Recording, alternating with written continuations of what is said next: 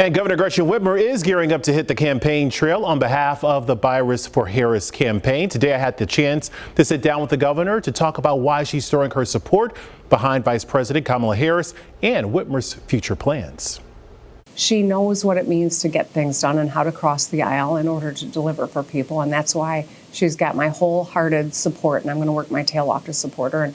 Governor Gretchen Whitmer is coming out in full support of Vice President Kamala Harris's presidential bid, endorsing Harris to be the Democratic nominee, a day after President Joe Biden announced he was dropping out of the presidential race.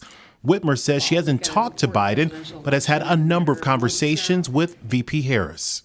How is she doing right now since all this came out? She's a loyal person, and she was by the president's side and has been, I think, an incredible partner to him. There's also not a whole lot of time, and so we're getting organized, and I'm excited to go to convention in Chicago with a new ticket. I don't know who her running mate will be, but I know she'll pick someone that she trusts and is capable, and I'm sure we'll have a great story to tell. Just who will Harris select as her running mate? There's been a long list of potential VP picks floating around, with speculation that Governor Whitmer may be on that list.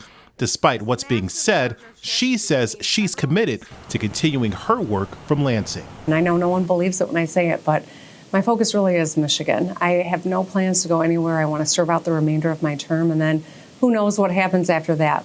Before the president's announcement over the weekend, an ABC 12 Epic MRA poll showed former President Trump leading in Michigan by 7 percentage points over Biden.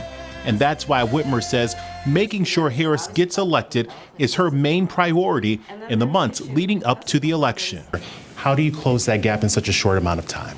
I think the reaction to the news just in the last 24 hours has been incredible. It tells me that there are a lot of people who are excited about Kamala Harris' candidacy. There's a lot of energy. The polling, just even from the last week, doesn't mean a whole lot anymore. And polls, I think, are to be taken in as a data point, but no one can predict what's going to happen in the next couple of months. The governor knows the road to the White House runs right through Michigan, and the state is going to play an important role come November, which is why she's continuing her role as co-chair for the newly formed Harris for President campaign. You know, I'm really glad that we have a vice president who is ready to meet this moment, and I'm excited. And I think that the reaction has been really energizing.